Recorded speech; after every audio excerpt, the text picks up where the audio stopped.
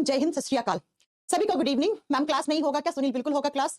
चलो नीरज क्या कहना चाह रहे हैं आप बोलिएगा। हाँ जी, आ जाइए फिर फटाक से, क्लास अपनी स्टार्ट हो चुकी है। एक मिनट का वेट करते हैं ताकि सारे बच्चे लाइव आ जाएं, उसके बाद अपनी क्लास स्टार्ट करते हैं। अबानिका, अंकिता आ चुकी है, सुनील आ चुके हैं, नीरज आ चुके हैं, विवेक आ चुके हैं, पंकज आ चुके हैं, उसके बाद बादल आ चुके हैं, रोमी राठौड़ आ चुके हैं, नवनीत, उपांक्षा, राहुल, अरविंद, पंकज। चलो भाई ठीक है, प्रशांत भी आ चुके हैं, विपिन आ चुके हैं, शुभम आ चुके हैं। स्टार्ट करें अपनी आज की क्लास। चलो, तो हम केमिस्ट्री की क्लासेस पढ़ रहे थे, हम रसायन विज्ञान पढ़ रहे थे, और केमिस्ट्री में मैंने कहा था कि जो नेक्स्ट क्लास लूंगी उस नेक्स्ट क्लास में मैं आपको गैसेस के बारे में, और आप मेरे पीछे जैसा देख पा रहे हैं, आप कोई भी वनडे कॉम्पिटिटिव एग्जाम हो उसमें नोबल गैसेस से बहुत सारे क्वेश्चंस आते हैं।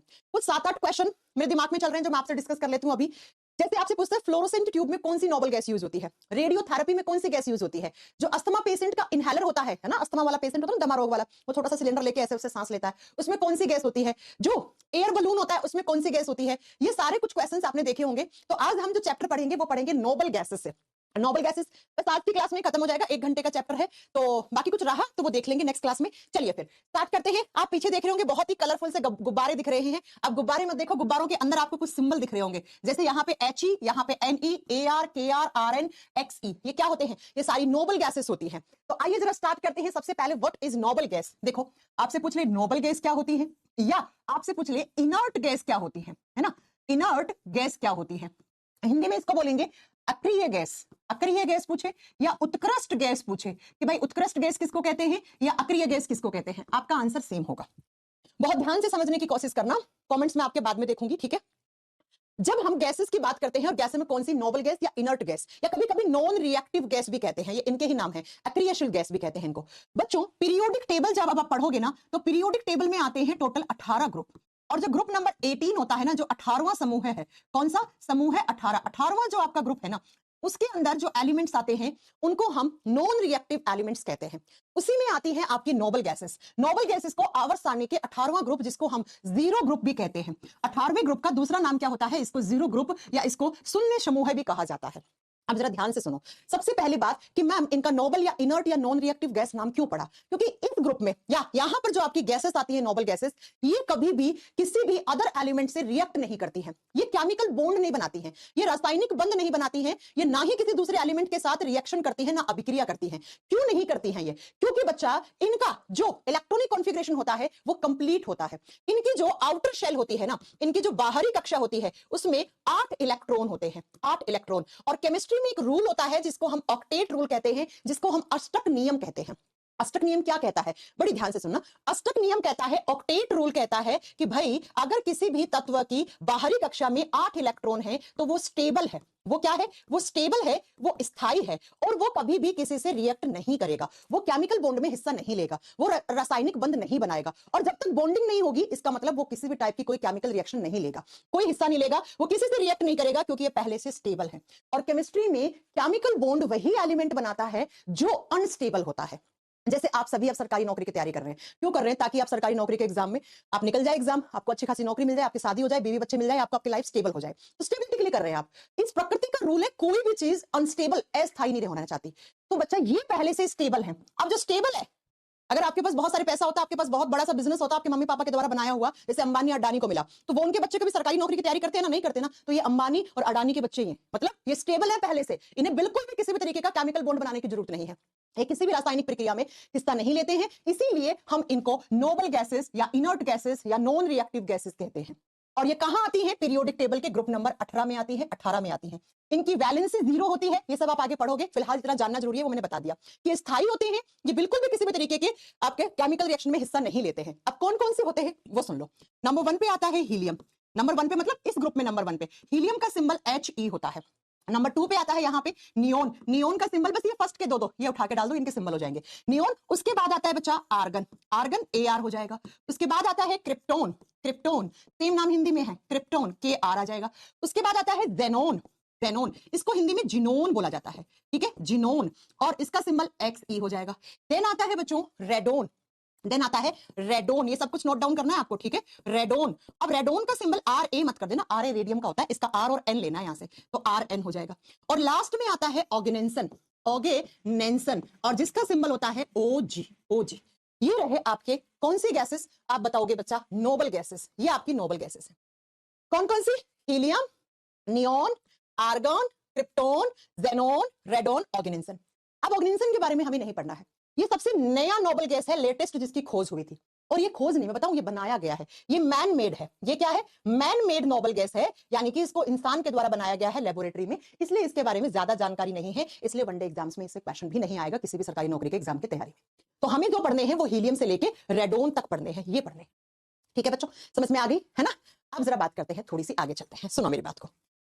नोबल गैस बाद में पढ़ेंगे, पहले मैं आपको कुछ बेसिक चीजें बताती हूँ। ये आपका अर्थ क्रस्ट है ना? कुछ क्वेश्चंस आपसे पूछूंगी, आप लोग जवाब दोगे, क्योंकि आप ज्योग्राफी वगैरह में पढ़ते हो। ये आपका अर्थ क्रस्ट है। अर्थ क्रस्ट को आप हिंदी में बोलते हो भूपर्पटी। नोबल गैस पे आएंगे, थोड़ी देर के बाद आएंगे, कुछ क्वेश्चंस पूछ लूं मैं आपसे जो आपके यहां से जानने जरूरी है। अर्थ क्रस्ट की कितनी हाइट तक हमें गैसेस मिलती है? जरा बताओ मुझे कि अर्थ क्रस्ट की कितनी हाइट तक, तो आपने पढ़ा होगा कितनी ऊंचाई तक, 400 किलोमीटर तक हमें क्या मिलती है? गैसेस मिलती है ना। तो ये आपका यहां से लेकर यहां तक की ये जो हाइट है, यहां तक आपका 400 किलोमीटर, यानी कि अर्थ क्रस्ट से हमें 400 किलोमीटर तक हमें गैसेस मिलती हैं। इस एटमॉस्फेयर में, इस वातावरण में आपको गैसेस मिलती हैं। ठीक है, समझ में आ गई मेरी बात? कुंदन जी कह रहे हैं 18 किलोमीटर तक। कुंदन जी मरवाओगे क्या? हाँ, ऑक्सीजन की कमी हो जाएगी, मर जाएंगे। ठीक है, तो अर्थ क्रस्ट यानी भूपर्पटी से एटमॉस्फेयर में कितना, 400 किलोमीटर तक हमें गैसेस मिलती हैं। जब हम इन गैसेस की बात करते हैं तो 100% गैसों में सबसे ज्यादा, आप सभी जानते हो, हमारे एटमॉस्फेयर में नाइट्रोजन गैस होती है। क्वेश्चन सुनते जाना, कभी कभी थके हुए क्वेश्चन भी आ जाते हैं एग्जाम में। नाइट्रोजन गैस होती है, और नाइट्रोजन गैस कितना परसेंट? 78% में होती है। ये बात जानते हो, 78% में। उसके बाद दूसरी जो सबसे ज्यादा गैस है नाइट्रोजन के बाद, वो है ऑक्सीजन। ऑक्सीजन का परसेंटेज होता है 21% में। और जो बचा हुआ 1% है, इसमें अदर गैसेस आती हैं, इनमें अन्य गैसेस आ जाती हैं। अन्य में आपकी सारी आ जाएंगी। ठीक है, जो भी बची वो सारी, कार्बन डाइऑक्साइड वगैरह सब यहीं आ जाएंगी। और अदर गैसेस में सबसे ज्यादा कौन सी है? अदर गैस में 1% में बचा। अब इस 1% में सबसे ज्यादा कौन सी होती है? और यही एग्जाम का क्वेश्चन है। इसमें सबसे ज्यादा 0.93% में आपकी आर्गन होती है। बच्चों, आप सोच रहे होंगे मैम ऐसा एग्जाम में क्वेश्चन आता है? एसएससी ने ये क्वेश्चन पूछा हुआ है। कितना थका हुआ क्वेश्चन है, एसएससी में पूछा हुआ क्वेश्चन है। ठीक है, मैंने क्या कहा? मैंने कहा अर्थ क्रस्ट से 400 किलोमीटर की हाइट तक हमें गैसेस मिलती हैं। इन गैसों में सबसे ज्यादा नाइट्रोजन 78% में होता है, उसके बाद ऑक्सीजन 21% में, अन्य गैसें मतलब सारी मिला के 1% में आती है, और 1% में सबसे ज्यादा आर्गन होती है। अब थोड़ी देर पहले मैंने ये बताया आर्गन क्या है। आर्गन एक नोबल गैस है या नहीं है? लिखा है ना, आर्गन एक इनर्ट गैस है, आर्गन एक अक्रिय या उत्कृष्ट गैस है। तो आपसे क्वेश्चन पूछ ले एग्जाम में कि नोबल गैसेस में सबसे ज्यादा गैस कौन सी होती है, तो बच्चा नोबल गैस में ये सबसे ज्यादा है। कौन सी? आर्गन। सबसे ज्यादा अक्रिय गैस है ये, जो हमने अभी पढ़ाई ना, helium, neon, argon, krypton, radon और जिनोन। इनमें most abundant noble gas among all noble gases में कौन सी? आर्गन है। ये क्वेश्चन पूछा हुआ है, बात समझ में आ गई? अब जरा सुनो, क्वेश्चन 2 और क्या आते हैं। मैंने ये चीज क्यों समझाई? 2 क्वेश्चन पूछने के लिए समझाई आपसे। क्या क्वेश्चन आता है कि एटमॉस्फेयर में कौन सी गैस नहीं होती और क्यों नहीं होती? बता सकते हो? हाँ जी, बता सकते हो कि एटमॉस्फेयर में कौन सी गैस नहीं मिलती? कोई क्वेश्चन करके बताएगा बच्चा? मैम यही क्वेश्चन पूछा और इसका आंसर हमें पता था, बहुत ही बढ़िया है। देखो मेरी बात को जरा ध्यान से सुनना, इस एटमॉस्फेयर में हाइड्रोजन गैस, H2 गैस नहीं मिलती है। हाइड्रोजन गैस नहीं मिलती है। क्यों नहीं मिलती है? उसके पीछे का रीजन क्या है? हाइड्रोजन गैस का डेंसिटी क्या होता है बच्चा? आप बताओगे, ज्यादा होता है तो वो यहां से क्रॉस कर जाती है इसको। तो एग्जाम के पॉइंट ऑफ व्यू से एक बच्चा कह रहा है ऑर्गेनाइजेशन, गलत आंसर है बच्चा। और हाइड्रोजन गैस की डेंसिटी कम है, सॉरी ज्यादा नहीं, ठीक है। हाइड्रोजन जो गैस होती है इसकी डेंसिटी क्या होती है? कम है, इसका घनत्व कम है। तो हाइड्रोजन गैस की डेंसिटी कम होने के कारण वो इसे क्रॉस कर जाएगी, और इसीलिए हाइड्रोजन गैस जो है वो आपके एटमॉस्फेयर में नहीं मिलती है। एटमॉस्फेयर में नहीं मिलती है, लिख दो ये, नहीं मिलती है। रीजन मैंने दे दिया है कि इसका घनत्व कम है तो वो इसे क्रॉस कर जाएगा यहां से, तो हाइड्रोजन गैस आपको नहीं मिलेगा। अब दूसरा सुनो, रेडोन गैस जो होता है ना, RN, रेडोन गैस, ये सबसे हैवीएस्ट गैस है, ये सबसे भारी गैस है। तो इसका डेंसिटी ज्यादा हो गया है ना, ये हैवीएस्ट गैस है, तो ये यहां से अर्थ क्रस्ट में आ जाती है, ये यहां से अर्थ क्रस्ट में आ जाती है। तो एग्जाम में कैसे क्वेश्चन आते हैं वो सुनो। एग्जाम में क्वेश्चन आता है कि एटमॉस्फेयर में कौन कौन सी गैस नहीं मिली? एक तो हाइड्रोजन नहीं मिली, दूसरी रेडोन। एटमॉस्फेयर तो ये है ना, तो ये रेडोन हैवी होने के कारण ये अर्थ क्रस्ट में आ गया नीचे की तरफ। तो हाइड्रोजन ऊपर चला गया, रेडोन नीचे आ गया। तो हमें इस एटमॉस्फेयर में 2 गैस नहीं मिलती। तो लिख दो, पहला क्वेश्चन था हाइड्रोजन गैस नहीं मिलती, बिकॉज इसकी डेंसिटी कम है, इसलिए ये एटमॉस्फेयर में नहीं मिलती है। इंग्लिश में कैसे लिखोगे? Hydrogen gas is not present in atmosphere because it's low density. Hindi में भी लिख लेना, क्या? हाइड्रोजन गैस का घनत्व कम होने के कारण वो वातावरण में या एटमॉस्फेयर में हमें नहीं मिलती है। अब दूसरा लिखो, रेडोन गैस भी नहीं मिलती है। Radon gas is also not present in atmosphere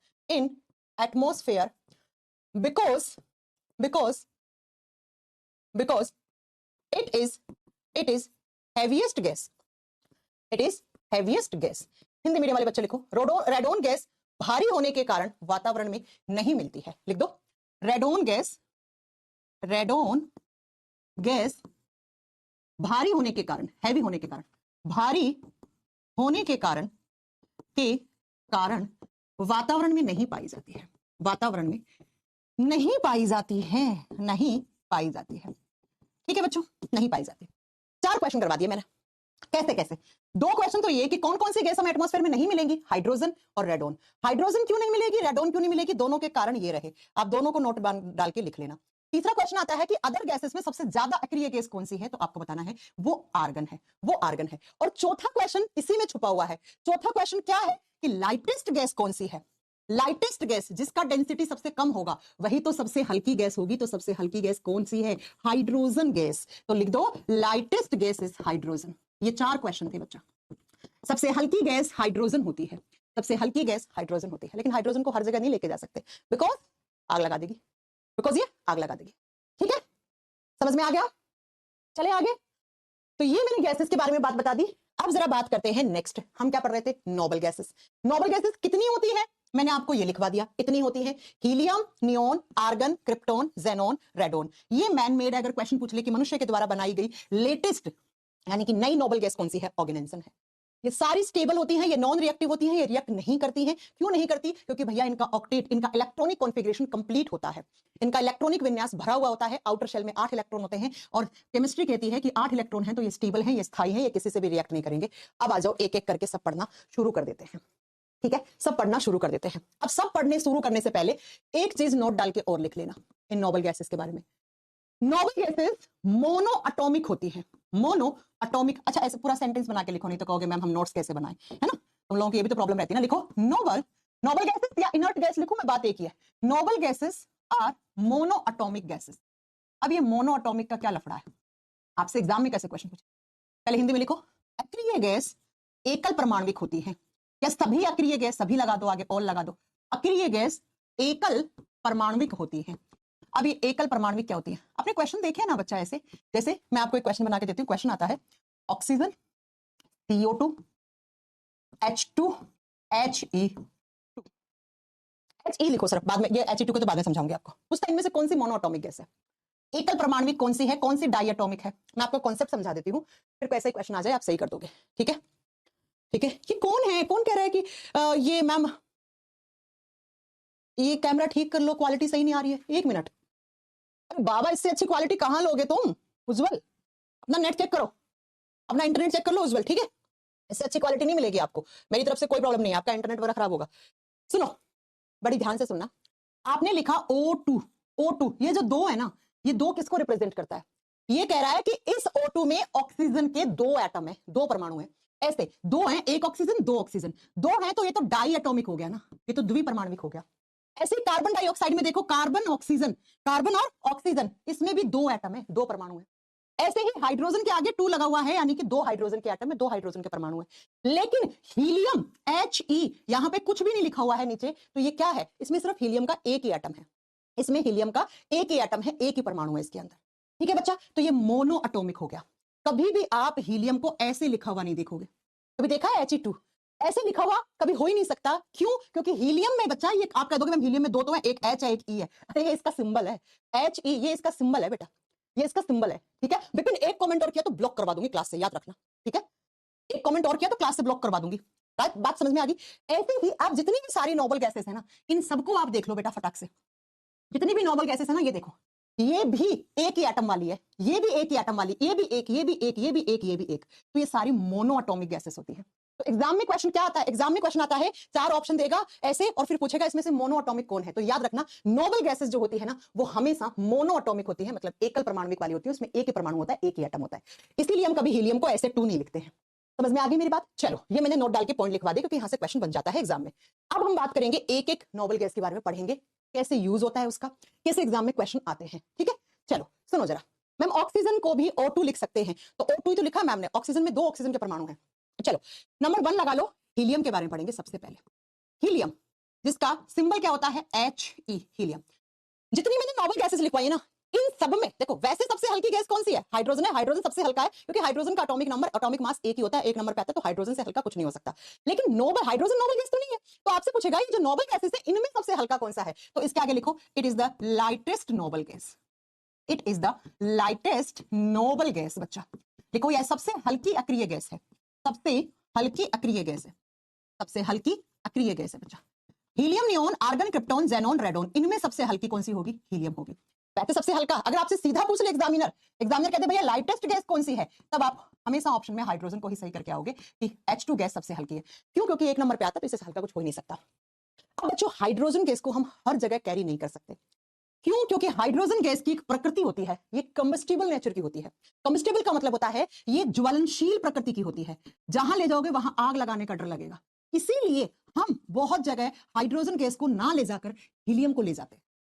तो आपसे क्वेश्चन ये पूछ सकता है कि भाई हाइड्रोजन हल्का होने के बाद भी हम हाइड्रोजन को कैरी क्यों नहीं करते हैं? जैसे कहां पर? जो एयर बलून्स होते हैं, है ना, एयर बलून बचपन में सबने फैलाए होंगे, फुलाए होंगे। गुब्बारे, जैसे आपने देखा होगा शहर के बीचों बीच में एक बड़ा सा गुब्बारा लटका हुआ होता है और जिस पे लिखा होता है एयरटेल, है ना, एयरटेल, या अपनी कंपनियां एडवर्टाइजमेंट करती है उस गुब्बारे में। तो जो हवा वाला गुब्बारा होता है उसमें कौन सी गैस भरते हैं हम? उसमें हीलियम भरते हैं।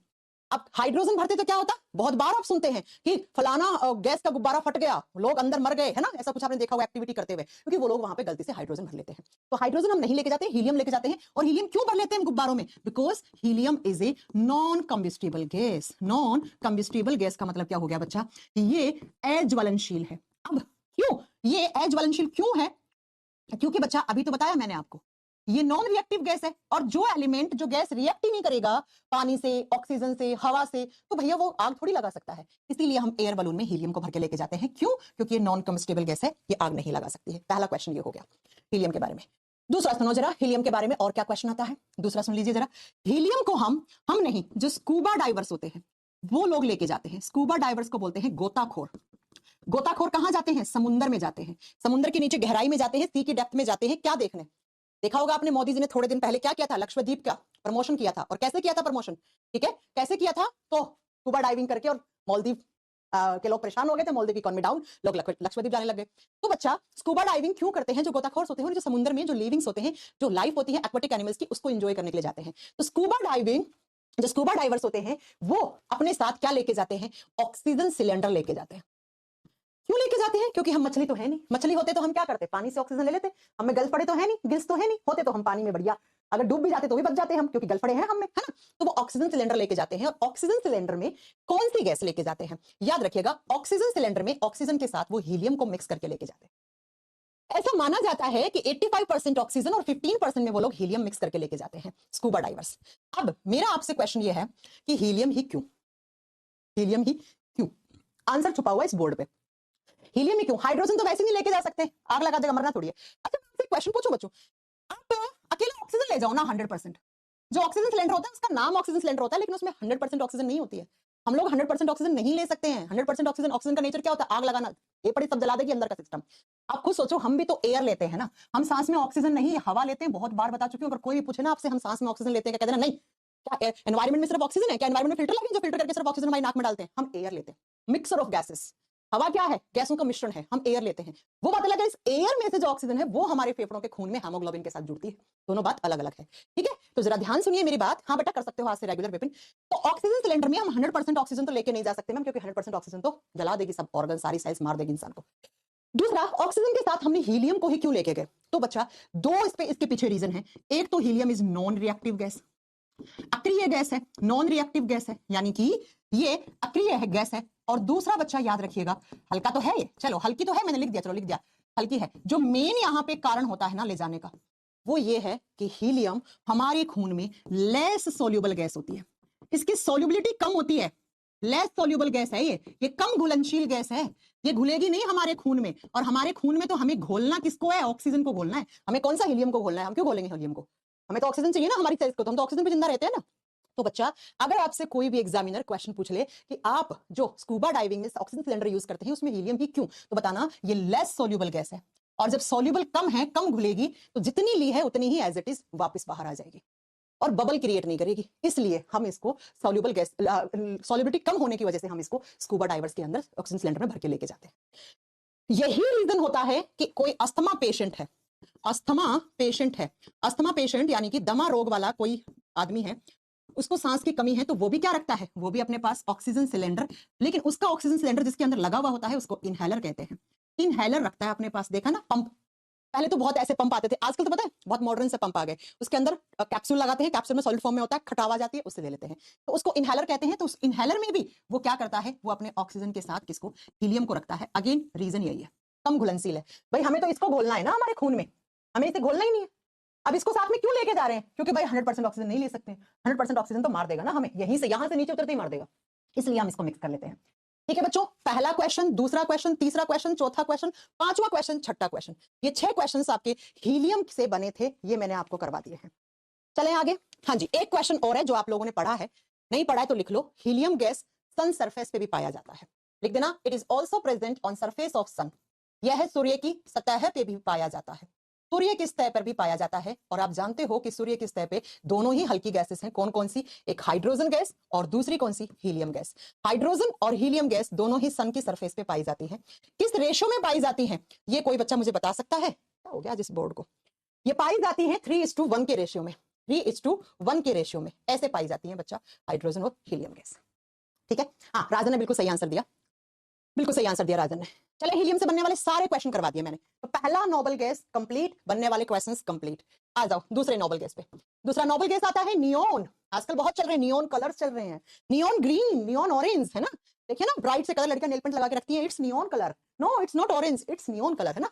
चलो, neon symbol NE, atomic number वगैरह तो मैं आपको बाद में पीरियड टेबल में याद करवा दूंगी, अभी नहीं करने आपको। नियोन कहां काम आता है, नियोन कहां काम आता है, तो सबसे पहला जो आपसे एग्जामिनर पूछता है वो आता है जो डेंजर्स लाइट होती है, जहां पर भी डेंजर सिग्नल होते हैं। डेंजर सिग्नल का मतलब है खतरनाक चिन्ह, देखते हो ना हॉस्पिटल जाते हो वहां पे क्रॉस का निशान लगा हुआ होता है, आप और भी देखते होंगे एम्बुलेंस के बाहर लगा हुआ होता है ना। डेंजर का मतलब है खतरनाक चिन्ह, जहां पर भी खतरा होता है भैया, वहां पर क्या होता है, खतरा लाल कलर से, रेड कलर से लिखा हुआ होता है, और उसके अंदर कौन सी गैस भरी जाती है, नियोन। अब अगर आपसे पूछ ले सबसे पहला तो ये कि खतरे के निशान हमेशा लाल कलर के क्यों होते हैं, तो फिजिक्स में आपने पढ़ा है, इसके पीछे 2 रीजन है, स्कैटरिंग का, है ना, बिखरेगा नहीं, आपको पता है, इसका प्रकीर्णन की वजह से, स्कैटरिंग की वजह से बिखरता नहीं है ये, और दूसरा इसकी वेवलेंथ, है ना, ये फिजिक्स का चैप्टर है, आप फिजिक्स से पढ़ लोगे, इसकी तरंग दैर्ध्य ज्यादा होती है तो दूर से दिख जाता है, ये मैं नहीं पढ़ाऊंगी, ठीक है, हालांकि मैंने पढ़ाई दिया है, फिर कह रही हूं मैं नहीं पढ़ाऊंगी। तो खतरे के निशान हमेशा लाल कलर के क्यों होते हैं, तो उसके पीछे 2 रीजन है, लेकिन खतरे के निशान जहां भी होते हैं उसके अंदर नियोन भरा जाता है, इसलिए वो अंधेरे में भी चमकते रहते हैं। दूसरा, आजकल लोग क्या कर रहे हैं, एडवर्टाइजमेंट करते हैं, है ना, एडवर्टाइजमेंट में भी आपने देखा होगा, विज्ञापनों में रात को दुकान खोली, दुकान के बाहर लिखा हुआ है मैगडी, और रात को वो चमक रहा है अंधेरे में, है ना, तो विज्ञापनों में भी वो चमक, रात में जो चमक है विज्ञापनों में, वो किसकी वजह से है, वो इसी नियोन गैस की वजह से है। तो अंधेरे में कोई भी डेंजर सिग्नल, कोई भी एडवर्टाइजमेंट किसी दुकान के बाहर लिखा हुआ है, वो चमक रहा है, तो वो नियोन की वजह से ही चमक रहा है। ये हो गया आपका दूसरा। नेक्स्ट, नियोन यूज होता है फ्लोरोसेंट ट्यूब्स में, फ्लोरोसेंट ट्यूब्स में। अब फ्लोरोसेंट ट्यूब क्या होती है भाई, ट्यूबलाइट, ट्यूबलाइट, आजकल तो LED आ गई, पहले वाली ट्यूबलाइट तो कोई यूज ही नहीं करता है अब, है ना, तो पहले वाली ट्यूबलाइट को आप फ्लोरोसेंट ट्यूब कहते थे, हिंदी में सेम नाम होगा, ये फ्लोरोसेंट ट्यूब में भरा जाता था, ठीक है, भरा जाता था। आजकल तो क्या आ गई, LED बल्ब आ गया, जला लेते हो, ठीक है। नेक्स्ट, नियोन कहां काम आता है, बेकन्स लाइट बनाने में। अभी बेकन्स लाइट क्या होती है मैम, अच्छा IAS IPS ऑफिसर की गाड़ी के ऊपर लाल बत्ती देखी है ना आपने, एम्बुलेंस के ऊपर तो देखी होगी, चलो IAS IPS की गाड़ी से तो हट गई, अब कोई मंत्री की गाड़ी जा रही है तो उसके ऊपर क्या लगी हुई है, लाल कलर की बत्ती, और वो ऐसे चमक रही है, तो बच्चा उसी को बोलते हैं बीकन प्रकाश लाइट, और उसके अंदर भी क्या भरा जाता है, आप बताओगे नियोन। और ये सारे क्वेश्चंस आपके एग्जाम में आते हैं जो मैंने लिखे हैं बोर्ड पे, ठीक है, समझ में आ गई मेरी बात। हाँ जी, हाँ, बेकन्स लाइट उसी को बोलते हैं जो एम्बुलेंस के ऊपर होती है, जो मंत्रियों के गाड़ी के ऊपर होती है, उसमें भी ये रहता है। फ्लोरोसेंट ट्यूब पुराने वाले ट्यूबलाइट को कहते हैं। एडवर्टाइजमेंट और डेंजर सिग्नल में भी नियोन गैस का काम में लिया जाता है। चल, अब मैं आपको एक चीज यहाँ पे क्लियर कर दूं कि ये जो ट्यूबलाइट पुरानी आती थी, इसमें आर्गन के साथ नियोन डलता था, आर्गन प्लस नियोन डलता था, राइट, आर्गन ज्यादा नियोन कम, इसके आगे लिख देना, ये ज्यादा डलता था और ये कम डलता था। चल, हो गया। आइए अब तीसरी पे, तीसरी नोबल गैस, नंबर 3 पे आज नहीं हो पाएंगी ना पूरी, चलो कोई नहीं, नेक्स्ट क्लास में कर लेंगे। नंबर 3 पे आता है आपका आर्गन। चलो, आर्गन के बारे में सबसे पहला पॉइंट तो आप ही लोग बता दोगे, अभी मैम ने पढ़ाया था कि आर्गन अदर गैसेस में सबसे ज्यादा 1% है, तो क्या हो जाएगा, it is most abundant, it is most abundant noble gas, लिख दो, इट इज मोस्ट अबेंडेंट या अबेंडेंट नोबल गैस, यानी कि जितनी भी नोबल गैस हैं उनमें सबसे ज्यादा यही होती है, परसेंटेज पीछे लिख चुकी हूँ। यह है सबसे ज्यादा पाए जाने वाली अक्रिय गैस है, ये सबसे ज्यादा पाए जाने वाली अक्रिय गैस है, मतलब इनमें सबसे ज्यादा यही होगी। वैसे तो नाइट्रोजन है, अक्रिय गैस है, या आप लिख दो इनर्ट गैस है, जो भी आपको लिखना हो गया। नेक्स्ट, आर्गन कहाँ काम आता है? इलेक्ट्रिक बल्ब में। आजकल बल्ब भी कोई नहीं लगाता है, गांव में, हमारे गांव में बेचारे लोग अभी तक इलेक्ट्रिक बल्ब पे जिंदा है। विद्युत बल्ब में आर्गन भरी जाती है, बिल्कुल भरी जाती है आर्गन, ठीक है। नेक्स्ट, अभी बताया मैंने आर्गन को और कहां पे काम लेते हैं? फ्लोरोसेंट ट्यूब में। फ्लोरोसेंट ट्यूब का मतलब बता चुकी हूं, फ्लोरोसेंट ट्यूब में आपका क्या काम आता है? ये आर्गन और नियोन काम आता है, ठीक है। अब नेक्स्ट पॉइंट सुनो मेरा, आजकल आर्गन को वेल्डिंग में भी काम में लेने लग गए हैं। वेल्डिंग समझते हो? वेल्डिंग गैस में भी आजकल क्या काम आता है? आप बताओगे आर्गन, वेल्डिंग करने में। ये वाली चीज ना मैं आपको पढ़ाऊंगी जब एसिटिलीन और ये सब पढ़ाऊंगी ना, तब। अभी लिख दो कि आजकल वेल्डिंग आर्गन से भी होने लग गई है, आर्गन से भी होने लग गई है, ठीक है बच्चा। तो इलेक्ट्रिक बल्ब में आर्गन, फ्लोरोसेंट ट्यूब में आर्गन, और वेल्डिंग गैस में भी आजकल आर्गन को काम में लेने लग गए हैं। हाँ, पहले लेते थे हाँ एसिटिलीन वगैरह को, लेकिन अभी ठीक है मैम, अभी कंप्लीट। चलो नेक्स्ट चले। अब मैं आपसे एक क्वेश्चन पूछती हूँ, नोट डाल के लिखिएगा। अपनी गलियों में लाइट लगी हुई होती है ना, उनको क्या बोलते हैं? Street light. स्ट्रीट लाइट में, स्ट्रीट लाइट किस कलर की होती है? स्ट्रीट लाइट कैसा लाइट छोड़ती है? पीला, येलो कलर छोड़ती है। गलियों में जो लाइट लगी हुई होती है ना, वो पीले रंग की होती है, देखी होंगी आपने। तो एग्जाम में क्वेश्चन आता है स्ट्रीट लाइट में क्या भरा जाता है, और याद रखना जब भी पीला कलर आपको लाना है ना, तो आपको एक ही चीज भरनी है, वो है सोडियम। सोडियम की जो आग निकलती है, ज्वाला निकलती है, वो हमेशा येलो कलर की होती है। तो आपको ऑप्शन में सोडियम या सोडियम वेपर लिखा हुआ मिलेगा, ठीक है। सोडियम वाष्प या सोडियम। पीला कलर, सोडियम लैंप पीले कलर का जलता है, क्यों? क्योंकि सोडियम है उसके अंदर। तो स्ट्रीट लाइट में ये होती है बेटा, ठीक है। चले आगे, 4 नंबर पे आर्गन हो गया। चलो क्रिप्टॉन, क्रिप्टॉन 5 नंबर पे लिखोगे krypton, K R, krypton, KRYPTON, krypton, same नाम हिंदी में है क्रिप्टॉन। के आर इसका सिंबल है। सबसे ज्यादा जो क्वेश्चन पूछा जाता है इससे वो एक ही है। हमारे कैमरे में, हमारे मोबाइल फोन में जलाते हो रात में, आप क्या लाइट जलाती है तब? फ्लैश लाइट चलाते हो। उसी फ्लैश लाइट में क्या ये क्रिप्टॉन गैस काम में ली जाती है? लिख दो फ्लैश लाइट में। अब फ्लैश लाइट का हिंदी फ्लैश लाइट ही होगा। किसके फ्लैश लाइट में? मोबाइल के। जो मोबाइल यूज करते हो ना, सेलफोन यूज करते हो, उसका ये वाला फ्लैश, ये वाला फ्लैश। अभी बताते हैं क्यों। ये वाला साइंस है, बिना कारण के थोड़ी समझ में आ जाएगी। इसकी इंटेंसिटी ज्यादा होती है। क्रिप्टॉन गैस की इंटेंसिटी ज्यादा होने की वजह से, इसकी तीव्रता ज्यादा होने की वजह से इसको फ्लैश लाइट में, मोबाइल या कैमरे की फ्लैश लाइट में काम में लिया जाता है। ये पता है क्या करता है? ब्लैक को भी व्हाइट दिखा देगा। ये क्या करेगा? काले रंग को भी गोरा दिखाने की कोशिश करेगा, राइट। ब्लैक लाइट को भी व्हाइट लाइट दिखाने की कोशिश करेगा, इसकी इंटेंसिटी ज्यादा होती है। अब मैं थोड़ा सा आपको एक चीज बता दूं कि पुराने वाले जो मोबाइल फोन जो अपने जमाने में चलते थे ना, सोनी एक्सपीरिया और पुराने कैमरे, उन सब में क्रिप्टॉन आता था। आजकल, नोट डाल के लिखना, आजकल ना इस क्रिप्टॉन से भी ज्यादा, देखो टेक्नोलॉजी एडवांस होती जा रही है दिन बर दिन। टेक्नोलॉजी आप देखो ना, यहां से लेकर यहां तक बढ़ गई है। तो आजकल फ्लैश लाइट में ज़ेनॉन काम में आ रहा है। इसकी इंटेंसिटी तो इससे भी ज्यादा होती है, तो इससे और अच्छी पिक्चर आएंगी रात में अंधेरे में। काली लाइट को सफेद दिखा देगा, है ना। और आजकल लड़कियां तुम्हें पता ही है कैसे कैसे फोटो खींच लेती हैं फिल्टर भी लगा के। तो ज़ेनॉन आजकल फ्लैश लाइट में काम में आने लग गया है। लिख दो कि आजकल जो कैमरे होते हैं एडवांस टेक्नोलॉजी वाले या फोन, उनमें हम क्रिप्टॉन की जगह आप किसको भरने लग गए हो? ज़ेनॉन को भरने लग गए हो। अब आपको ऑप्शंस में दोनों मिलेंगे तो बोथ वाला ऑप्शन सही हो जाएगा। दोनों मिले हैं और बोथ वाला ऑप्शन नहीं है, तो आप भैया फिर क्रिप्टॉन को सही आंसर करना, क्योंकि आपका एग्जामिनर अभी अपडेट नहीं हुआ है, वो इसी को सही मानेगा, ठीक है बच्चों। कर लोगे? चलो, तो हीलियम, नियोन, और ऐसा कोई क्रिप्टॉन का यूज नहीं है बच्चा, और ऐसा कोई यूज नहीं है क्रिप्टॉन का। 6 नंबर पे यहीं पे लिख लो ज़ेनॉन। ज़ेनॉन के बारे में 2 क्वेश्चन बताऊंगी, एग्जाम में वही आते हैं। ज़ेनॉन हिंदी में सेम नाम ज़ेनॉन ही कहते हैं। एक्स जितना पढ़ा रही हो उतना ही पढ़ना, ना उससे कम ना उससे ज्यादा, ठीक है। दिमाग बिल्कुल नहीं लगाना अपना। ज़ेनॉन को कहते हैं स्ट्रेंजर गैस, इसको अजनबी गैस कहा जाता है। अब अजनबी क्या होता है? जिसको आप पहचानते नहीं है उसको अजनबी कहते हो ना। तो बच्चा इसको भी कुछ लोग पहचानते नहीं है, क्यों? क्योंकि बहुत सारी कंट्री में ये नहीं है। बहुत सारी कंट्री में है उनके लिए तो अजनबी नहीं है, लेकिन जिन कंट्रीज में ये नहीं है तो उसके लिए स्ट्रेंजर गैस है कि भैया ये कैसी गैस है, ये कैसी गैस है बच्चा, ठीक है। और नेक्स्ट याद रखना, अभी ऊपर लिख दिया है, फ्लैश लाइट में भी आजकल ज़ेनॉन भरने लग गए। इसके साथ जो आरएस, आरएस का पेपर जानते हो? आरएस राजस्थान एडमिनिस्ट्रेटिव सर्विसेज, है ना। जैसे आपके यूपी में यूपी पीसीएस होगा, हमारे राजस्थान में आरएस होता है ना। सुनो, इसमें पूछा हुआ क्वेश्चन है, अनेस्थेसिया के इंजेक्शन में भी, अनेस्थेसिया क्या होता है बच्चा? बेहोश करने के लिए जो इंजेक्शंस यूज करते हैं या जो भी मेडिकल ट्रीटमेंट यूज करते हैं, उनमें भी ज़ेनॉन को काम में लिया जाने लग गया है। तो अनेस्थेसिया यानी कि बेहोश, कोई भी सर्जरी से पहले अनेस्थेटिक कंडीशन दी जाती है, तो वहां पर आप याद रखेंगे कि अनेस्थेसिया का जो इंजेक्शन वगैरह लगता है उसमें भी ज़ेनॉन को काम में लिया जाता है, ठीक है बच्चों। चलो, अब नेक्स्ट जो मैं आपको ज़ेनॉन के बारे में एक मोस्ट इंपॉर्टेंट क्वेश्चन बताने वाली हूँ ना, जो एनडीए और सीडीएस वाले बच्चों तुम्हारे एग्जाम में आया हुआ है। अब सुनो जरा, मैं बता रही हूँ, मैं लेवल आपको ऐसा ही पढ़ाऊंगी जो हर एग्जाम कवर करेगा। क्या मैंने बोला? नोबल गैसेस कभी भी रिएक्ट नहीं करती है, नहीं करती ना, यही बोला ना मैंने। लेकिन बच्चों, जिनोन इकलौती ऐसी नोबल गैस है जो रिएक्ट कर सकती है, जो रिएक्ट कर देती है और सिर्फ रिएक्ट ही नहीं, ये कंपाउंड भी बना देती है, ये यौगिक भी बना देती है, कंपाउंड भी बना देती है बच्चा। जैसे मैं अभी 2-4 बोर्ड पे लिखोगे, आप बोलोगे हाँ मैम ये हमने सुना तो है, जैसे XeF6 हेक्साजिनोन फ्लोराइड, जैसे XeF2 डाइजिनोन फ्लोराइड, ऐसे ही होता है XeF4, ऐसे ही आपने सुना होगा XeO2। ये देखें आपने कभी 12वीं क्लास की केमिस्ट्री में थे। मैंने कहा वैसे तो नोबल गैसेस रिएक्ट नहीं करती है, इकलौती ऐसी नोबल गैस है जो रिएक्ट कर जाती है और वो कंपाउंड बना देती है और वो यौगिक बना देती है। अब ये कंपाउंड ही तो है, ये भी तो कंपाउंड है, ये भी तो कंपाउंड है, ये भी तो कंपाउंड है। तो एग्जाम में क्वेश्चन आता है, कारण इसका बताएंगे हम। एग्जाम में क्वेश्चन आता है कि भाई जिनोन क्यों रिएक्ट कर जाता है, इसका रीजन क्या है। चलो अब इसका रीजन सुनो।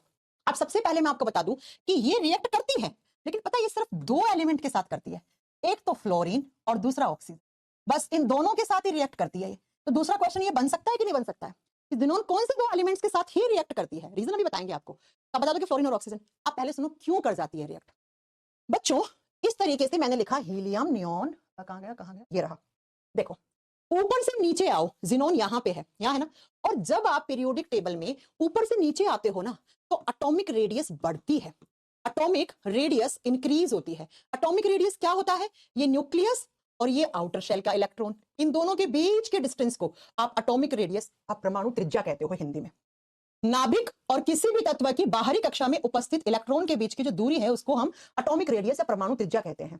ये ऊपर से नीचे आने में इंक्रीज होती है। जिनोन देखो ना, नीचे ही है ना, नीचे की तरफ ये ना। तो बच्चों अब मेरी बात को जरा ध्यान से सुनिएगा। क्या कि एक तो ये एटम है, इस तरीके से इसका ये इतना सा ही डिस्टेंस है, डिस्टेंस कम है, और एक ये हो गया इतना बड़ा एटॉमिक रेडियस, डिस्टेंस ज्यादा है। अब जितना ज्यादा डिस्टेंस होगा उतना ही ज्यादा इस वैलेंस इलेक्ट्रॉन के ऊपर ये फोर्सेस कम लगेंगे, ये फोर्सेस कम लगेंगे, बल कम लगेंगे, और जिसकी वजह से ये इलेक्ट्रॉन ना रिएक्ट कर जाता है। ये वैलेंस इलेक्ट्रॉन केमिकल बॉन्ड बना जाता है, रासायनिक बंध बना जाता है, और केमिकल बॉन्ड बनेगा तो कंपाउंड बनेगा। तो बच्चों ये डिस्टेंस ज्यादा होने की वजह से जिनोन का ये इलेक्ट्रॉन केमिकल बॉन्ड बना देता है, लेकिन सिर्फ किसके साथ? फ्लोरीन और ऑक्सीजन के साथ। अब आप बोलो मैम फ्लोरीन और ऑक्सीजन ही क्यों? बिकॉज ये दोनों केमिस्ट्री में हाईली इलेक्ट्रोनेगेटिव एलिमेंट होते हैं। These are highly electronegative element. ये तो तैयार बैठे हैं, हरामखोर है, ये तो कह रहे मिल जाए हमें कोई भी, है ना। देखिए ना अपने ऐसे भी लोग, मिल जाए हमें कोई भी चलेगी, है ना, तलाकशुदा भी चलेगी, वही बात है। हाईली इलेक्ट्रोनेगेटिव एलिमेंट्स हैं ये केमिस्ट्री के। बात समझ में आ गई? ये सबसे अधिक वैद्युत ऋणात्मक तत्व हैं या वैद्युत ऋणी तत्व हैं, ऐसे लिख लो।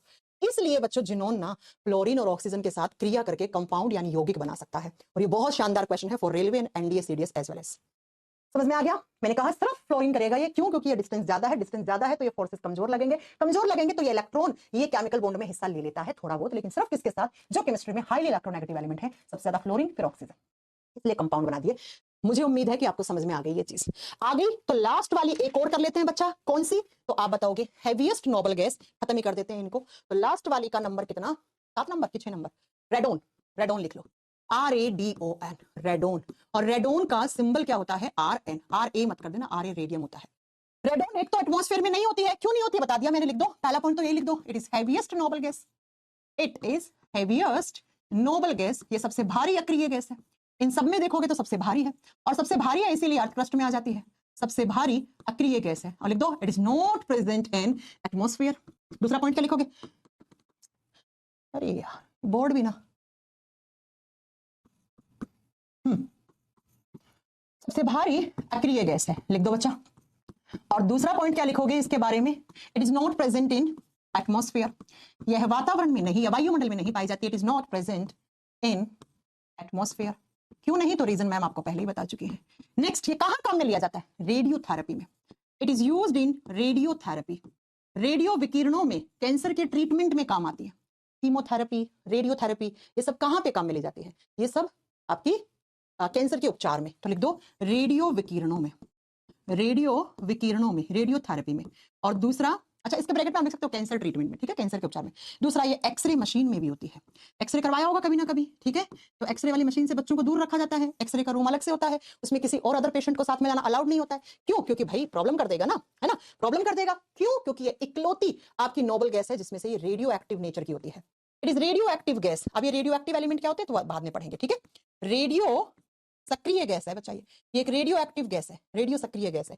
इस बात को नोट कर लो, ये लो, ये रेडियो एक्टिव है इसलिए डेंजर है, इसलिए ना ही तो रेडियोथेरेपी रूम में आपको अलाउड करते हैं, ना ही एक्सरे मशीन के आसपास आपको रहने की इजाजत दी जाती है। ये लो, और मैं आपको बता दूं, जब कहीं पर भी क्या आता है, अर्थक्वेक आता है, तो थोड़ी बहुत वहां पे रेडोन गैस निकल जाती है। अर्थ क्रस्ट में है ना, आ जाएगा फटके बाहर थोड़ा सा। तो भूकंप वगैरह आप लिख लेना कि जब भूकंप वगैरह आता है, अर्थक्वेक वगैरह आता है, ठीक है, तो उसमें हल्की फुल्की रेडोन गैस बाहर आ सकती है, बाहर आ सकती है, क्योंकि अर्थ क्रस्ट में है ना, हैवी होने के कारण। ये लो बच्चों, खत्म आपकी नोबल गैसेस। मैंने क्या पढ़ा है, सारे क्वेश्चन बता दिए हैं नोबल गैसेस से जो जो आते हैं, ठीक है। वैसे मैं थोड़ा सा और भी मुझे पढ़ाना था, नोबल गैस के बारे में नहीं पढ़ाना, ये खत्म हो गया। आंसू गैस कौन सी होती है, टीयर गैस है ना, ये सब एक अलग से हम मिसलेनियस क्लास रखेंगे तब बता देंगे। अच्छे से नोट्स बना लेना, सब पढ़ा दिए, helium, neon, argon, krypton, radon, xenon. Organisation हम नहीं पढ़ेंगे, वो मैन मेड है, उसका ऐसा कोई यूज नहीं है, ना ही आज तक किसी एग्जाम में पूछा हुआ क्वेश्चन है। इनके सारा का नाम, सिंबल क्यों बोलते हैं, इनके यूजेस, ये सब आपको पता होना चाहिए, ठीक है बच्चों। कौन सी ज्यादा है, कौन सी कम है, कौन सी कहाँ यूज में ली जाती है, ये सारे आपको नोट डाउन कर लेना, ठीक है। हाँ, भूकंप आता है तो रेडोन गैस निकल सकती है, बिकॉज अर्थ क्रस्ट से निकल जाती है। हो गया, आपका एग्जाम है ना भाई मेरे विपिन, तो इतना लेट क्यों जागे हो आप। एक ही बात है, मैम विपिन ने आज कमेंट करके परेशान कर दिया, हम सिलेबस कब होगा, सिलेबस कम होगा। अरे भाई रुक जाओ, आपका एग्जाम है, बाकी सबका नहीं है, ठीक है। मैं अपने हिसाब से पढ़ाऊंगी, मैं आपके एग्जाम की वजह से सिलेबस खींच नहीं सकती, समझ रहे हो, मैं नहीं खींच सकती। मुझे जैसे पढ़ाना है मैं उतना ही पढ़ाऊंगी। पहली क्लास में बता दिया था केमिस्ट्री की 45 से 50 क्लास होंगी, नहीं सुन सकते तो फिर से सुन लो। अब कितनी क्लास होगी तो देख लो, कितना सिलेबस हो गया, इतना रेशो तो निकाल लोगे आप, है ना। और बायोलॉजी की 80 से 90 घंटे की क्लास होंगी, अब देख लो, देख लो अब कितना हो गया सिलेबस, अब मत पूछना इसके बाद, ठीक है बच्चों। अब नेक्स्ट क्लास में हम एक नया चैप्टर शुरू करेंगे, मुझे उम्मीद है कि आपको मेरे द्वारा पढ़ाया हुआ अच्छा लग रहा होगा।